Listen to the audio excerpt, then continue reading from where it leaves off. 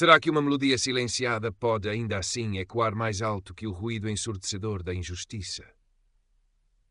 Para Amara Lopes, de 17 anos, esta não era uma questão retórica, mas a pauta da sua existência, a cadência teimosa dos seus pés descalços no soalho frio do seu quarto, na Cova da Moura, enquanto o sol de Lisboa despontava tímido por entre os prédios emaranhados. O bairro acordava numa sinfonia familiar, o aroma do café forte da Dona Celeste, sua avó, a misturar-se com o cheiro adocicado da cachupa do dia anterior, o batuque distante de um funaná nostálgico vindo de uma janela aberta, as crianças a caminho da escola com mochilas maiores que os seus sonhos. Amara inspirava este ar, o seu ar, antes de inspirar a coragem necessária para enfrentar o outro mundo, o colégio privado Alcantarenses Ilustres, na Lapa, onde uma bolsa de estudo a tinha catapultado como uma nota dissonante numa orquestra demasiado afinada. O seu cabelo afro, uma coroa densa e orgulhosa, era hoje adornado com tranças finas que a avó tecera na noite anterior, enquanto lhe contava pela milésima vez histórias da sua infância em Santiago, Cabo Verde, e lhe lembrava com a voz carregada de uma sabedoria resignada: para andar direitinha, menina, cabeça baixa, não dar aso a falatório.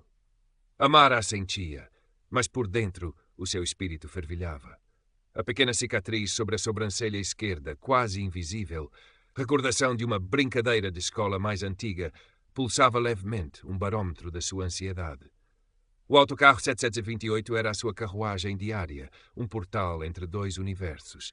Deixava para trás as paredes coloridas e a música vibrante da Cova da Moura, para mergulhar no cinzento formal da Lisboa histórica, onde os prédios eram mais altos, os carros mais luxuosos e os olhares sobre ela mais demorados. No Colégio Alcantarense Ilustres, Amara era uma anomalia. A sua pele retinta, o seu estilo criativo e a sua bolsa de mérito destacavam-na num mar de uniformidade pálida e privilégio herdado. Tiago Mendes, 18 anos, personificava esse privilégio. Louro, de olhos azuis gélidos e um sorriso que nunca alcançava o olhar, era o rei não coroado do último ano. O seu grupo, um séquito de rapazes e raparigas igualmente abastados e entediados, seguia-o como uma sombra. E Amara, desde o primeiro dia, tornara-se o seu alvo preferido. Não era violência física, pelo menos não no início. Era mais insidioso. Eram os comentários casuais sobre o seu cabelo. Parece um ninho, não achas? As risadinhas quando ela falava com o seu sotaque ligeiramente diferente. A forma como os lugares ao seu lado ficavam sempre vazios na cantina. Eram as microagressões que se acumulavam, como pequenos cortes de papel, até a fazerem sangrar por dentro. Amara tentava ignorar. Focava-se nos estudos, na sua paixão pela dança urbana, que praticava às escondidas, sonhando com uma audição para a Escola Superior de Dança. A dança era o seu idioma secreto, a sua forma de gritar sem emitir som. Mas naquele dia o grito ameaçava transbordar. Havia um pequeno sarau de talentos na aula de literatura portuguesa. Amara, incentivada por uma professora mais atenta, a doutora Matilde, preparara uma curta coreografia, uma fusão de hip-hop com movimentos tradicionais cabo-verdianos, ao som de uma batida que ela própria criara no seu velho computador. Era a sua alma em movimento. Quando a doutora Matilde a chamou, Amara sentiu o olhar de Tiago fixo nas suas costas, pesado como chumbo. Respirou fundo. A música começou. Era a sua música. Deu o primeiro passo, o corpo a fluir, mas algo estava errado. A batida falhou, substituída por um som grotesco, uma imitação cruel de grunhidos de macaco, seguida de risadas abafadas vindas do canto da sala onde Tiago e os seus amigos se sentavam. O rosto de Amara queimou, os seus membros congelaram. A doutora Matilde, pálida, tentou intervir, mas o dano estava feito. Tiago exibia um sorriso trocista. Problemas técnicos, Tora. Ou será que a artista se esqueceu dos passos? O sangue de Amara gelou e ferveu ao mesmo tempo. A humilhação era uma bofetada em câmara lenta. Engoliu em seco, os olhos a arder, e saiu da sala a correr, o eco das gargalhadas a persegui-la como uma matilha. A diretora do Colégio Alcantarenses Ilustres, doutora Adelaide Vasconcelos, recebeu Amara no seu gabinete imponente, decorado com retratos a óleo de antigos benfeitores e um silêncio que parecia absorver qualquer queixa. Tinha um sorriso praticado, daqueles que se usam para acalmar pais preocupados e alunos problemáticos. Amara, ainda a tremer, contou o que acontecera no sarau, a voz embargada a tentar manter a compostura. Mencionou os comentários anteriores, o isolamento, a sensação constante de ser um alvo. Vasconcelos ouviu-a com uma paciência estudada, os dedos entrelaçados sobre a secretária de mogno. Quando Amara terminou, a diretora suspirou, um som que parecia carregar o peso de todos os problemas disciplinares do mundo. Minha querida Amara, começou, o tom condescendente a picar como agulhas. Compreendo que esteja aborrecida. Essas coisas acontecem entre jovens. São brincadeiras, por vezes de mau gosto, admito. O Tiago é um rapaz um pouco exuberante, mas não creio que tivesse a intenção de a magoar. Não foi uma brincadeira, Dr. Vasconcelos. Amara insistiu, a voz a ganhar uma firmeza surpreendente. Foi deliberado, foi racista. A diretora ergueu uma sobrancelha perfeitamente arqueada. Racista? Não acha que está a ser um pouco sensível? Vivemos num país acolhedor, Amara. Talvez precise de se esforçar um pouco mais para se integrar, para compreender as dinâmicas do grupo. Olhou para o relógio de pulso dourado. Tem uma reunião importante. Prometo que terei uma conversa com o Tiago para que peça desculpa. Mas por agora sugiro que se concentre nos seus estudos. Afinal, a sua bolsa depende disso, não é? Amara saiu do gabinete com um nó na garganta e uma fúria fria a instalar-se no seu peito. Desacreditada. Minimizada. A influência do pai de Tiago, um conhecido empresário com assento no conselho de patronos da escola, pairava invisível, mas palpável. Sentia-se mais sozinha do que nunca. Nos dias que se seguiram, o incidente do sarau tornou-se a nova arma de Tiago. Ele e o seu grupo imitavam os sons grotescos pelos corredores quando Amara passava. Nas redes sociais circulavam memes cruéis com a sua fotografia e legendas racistas. A sua caixa de mensagens encheu-se de insultos anônimos. Até o seu cacifo fora vandalizado com um desenho ofensivo. A escola, fiel à promessa, detratou. Vasconcelos não fez nada para além de uma conversa superficial com Tiago, que resultou num pedido de desculpas forçado e cínico, sussurrado com um sorriso nos lábios. Amara retraiu-se. As suas notas começaram a baixar. A alegria da dança parecia ter-se esvaído, substituída por uma sombra persistente. A avó Celeste notou a mudança. Numa noite, enquanto Amara remexia a comida no prato sem apetite, a avó sentou-se ao seu lado. Conta à vovó, netinha. O que te aflige essa alma bonita? Com a voz embargada, Amara desabafou, contando tudo, desde as pequenas humilhações diárias até ao episódio do sarau e à indiferença da direção. Dona Celeste ouviu em silêncio, os seus olhos sábios a fixarem-se nos da neta. Quando Amara terminou, a avó pegou-lhe nas mãos, as suas calejadas pelo trabalho a envolverem as de Amara, mais delicadas, mas agora trêmulas. Minha filha, disse Dona Celeste, a voz suave mas firme, com um sotaque cabo-verdiano a adocicar as palavras. Este mundo, fora da nossa porta, nem sempre é gentil para gente como nós. Desde que cheguei a esta terra, vi muita coisa, ouvi muita coisa. Tive de engolir sapos que nem te conto. Fez uma pausa, os olhos perdidos numa recordação distante. Houve um tempo, eu era moça nova, a trabalhar nas limpezas lá para os lados do Chiado. A patroa, uma senhora muito fina, dizia que as minhas mãos eram escuras demais para tocar na prata dela. Mandava-me usar luvas, mesmo no verão. Doía, sabes, doía aqui dentro. Bateu levemente no peito. Mas eu não deixei que essa dor me parasse. Trabalhei, criei a tua mãe e agora estou aqui contigo. Às vezes, Amara, temos de ser como o bambu, vergar com o vento forte, mas nunca partir. E esperar a nossa hora de mostrar a força que temos na raiz. As palavras da avó, em vez de a incitarem à resignação, acenderam uma pequena chama em Amara. A dor partilhada, a história de resistência silenciosa da sua avó, fê-la sentir-se menos sozinha, menos fraca. Não queria apenas vergar. Queria encontrar a força da sua própria raiz. Essa força começou a manifestar-se onde sempre se sentira mais ela própria, na dança. Nos fins de semana, Amara começou a frequentar um pequeno centro comunitário na Cova da Moura, onde um grupo de jovens se reunia para dançar. Ali, entre batidas de hip-hop, kuduro e funaná, rodeada por outros corpos que se moviam com a mesma paixão e liberdade, Amara sentiu-se revigorada. A energia era contagiante. Ninguém a julgava pelo seu cabelo, pela sua pele ou pela sua origem. Ali, ela era apenas Amara, a dançarina. Começou a trabalhar numa nova coreografia, diferente de tudo o que fizera antes. Não era apenas técnica, era sentimento puro. Cada passo, cada movimento do braço, cada ondulação do corpo era uma palavra não dita, uma emoção libertada. Era a sua raiva, a sua dor, a sua frustração, mas também a sua esperança, a sua força, o seu orgulho. Era a história da cicatriz por cima da sobrancelha, a história das palavras da Dr. Vasconcelos, a história dos grunhidos na aula de literatura. Era a história da sua avó e das suas mãos escuras. Era a sua verdade. Entretanto, na escola, algo inesperado aconteceu. Sofia Oliveira, uma das raparigas do grupo de Tiago, começou a distanciar-se deles. Era alta, loira, com uns olhos azuis geralmente vazios, mas que agora pareciam carregar uma inquietação. Amara notara a observá-la de longe, com uma expressão indecifrável. Um dia, na biblioteca, Sofia aproximou-se timidamente. Amara, posso falar contigo? Amara olhou-a com desconfiança. Sobre o quê? Vais gozar com a minha roupa outra vez? Sofia corou. Não, eu queria pedir desculpa pelo que aconteceu no sarau e por tudo o resto. Eu sei que o Tiago e os outros têm sido horríveis contigo. Amara continuou cética. E só agora é que reparaste? Não, admitiu Sofia.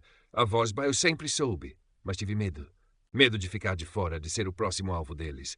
É estúpido, eu sei. Olhou para as próprias mãos. Mas ver-te ali tão sozinha e a forma como a diretora te tratou não é justo. Uma conversa hesitante começou. Amara, aos poucos, baixou a guarda. Sofia não era como os outros. Havia uma genuinidade no seu arrependimento.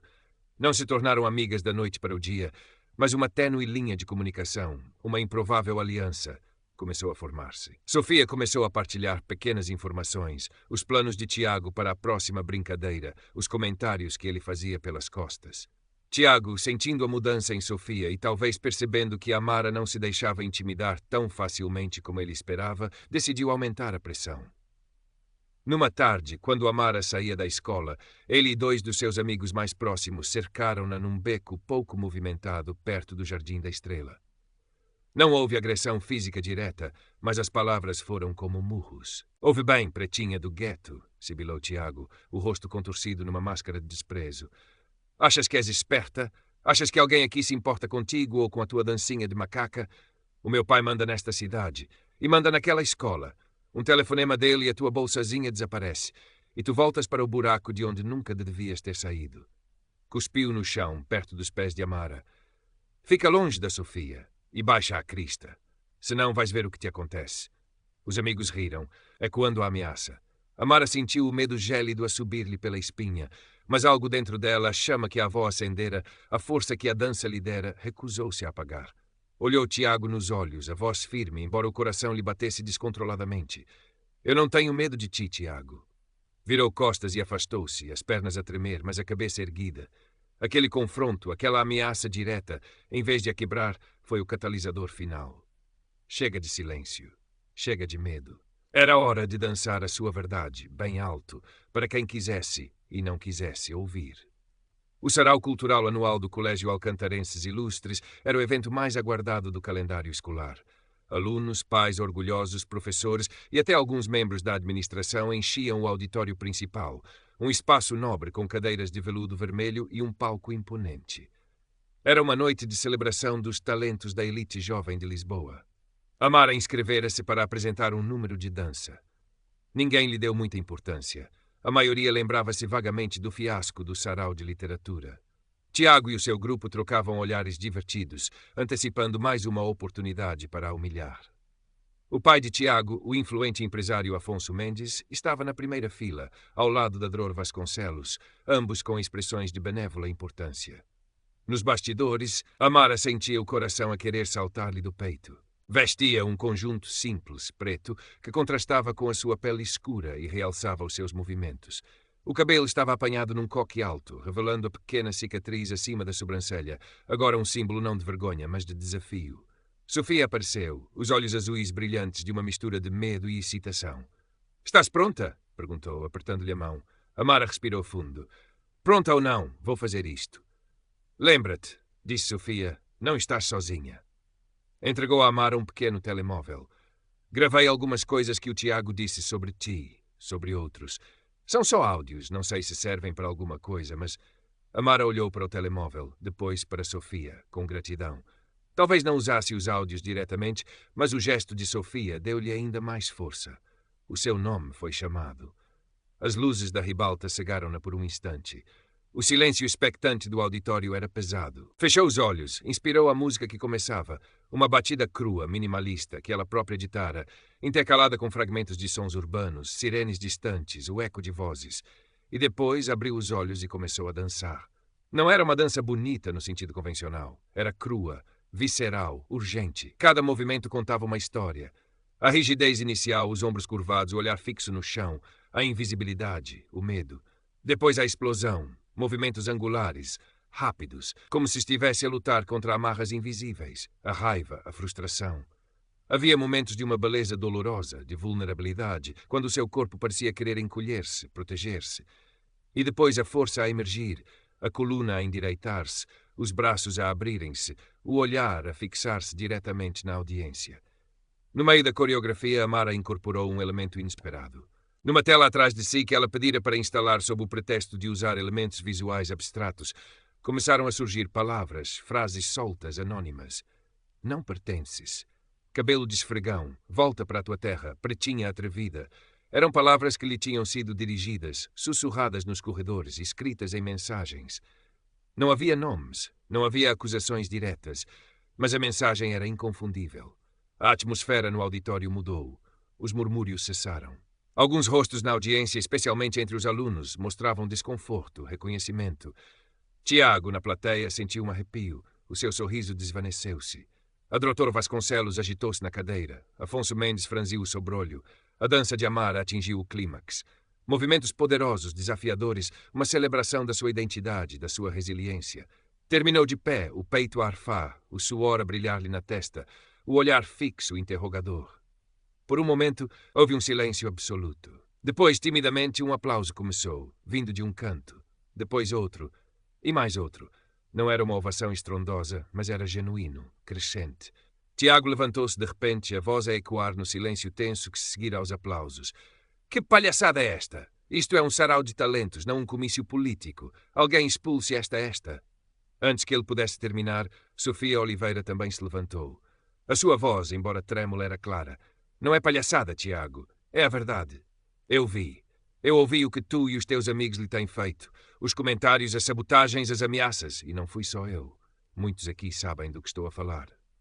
Olhou em volta, desafiando os outros alunos. Alguns baixaram o olhar, outros assentiram discretamente. Afonso Mendes levantou-se, furioso. Isto é um ultraje. A minha família não será difamada desta maneira. Dr. Vasconcelos exige que ponha cobro a esta situação imediatamente.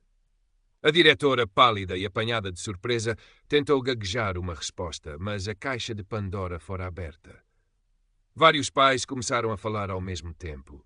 Alguns alunos, encorajados por Sofia, começaram a partilhar as suas próprias histórias de bullying, não necessariamente raciais, mas que apontavam para uma cultura tóxica na escola, protegida pela complacência da administração. O professor Ribeiro, o professor de História, que sempre parecera observar tudo com um misto de cinismo e tristeza, levantou-se. A sua voz, surpreendentemente firme, cortou o ruído. Talvez, disse ele, olhando diretamente para a Dr. Vasconcelos e para o Sr. Mendes, esteja na hora de ouvirmos verdadeiramente os nossos alunos. Todos eles. O sarau terminara em caos, mas para Amara era o som da libertação.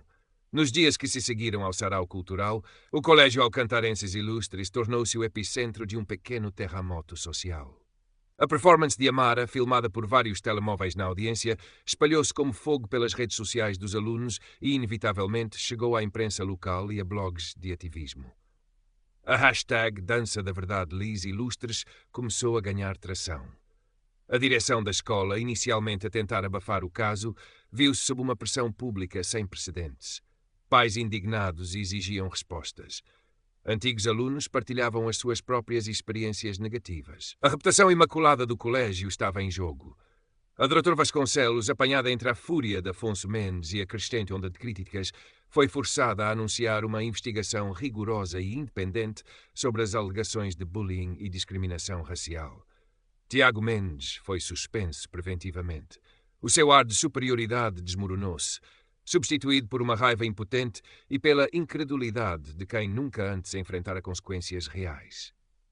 Os seus amigos mais próximos afastaram-se, temendo ser apanhados na tempestade. A sua popularidade, antes inabalável, evaporou-se. Corria o boato de que o seu pai, furioso com o escândalo que manchava o nome da família, estava a considerar transferi-lo para uma escola no estrangeiro. Amara, por sua vez, sentiu um misto de exaustão e um alívio profundo. Não se sentia triunfante, mas sim leve, como se um peso invisível lhe tivesse sido retirado dos ombros. As mensagens de apoio inundaram o seu telemóvel. Colegas que antes a ignoravam Agora acanavam-lhe com um respeito recém-descoberto. Sofia tornou-se uma amiga constante, a sua improvável aliança solidificada na partilha da verdade. A avó Celeste, que vira o vídeo da performance da neta através do telemóvel de uma vizinha, chorou de orgulho. Tu mostraste a força da tua raiz, netinha, disse-lhe, abraçando-a com força. Mostraste quem tu és. A investigação da escola, embora lenta e por vezes burocrática, começou a dar alguns frutos.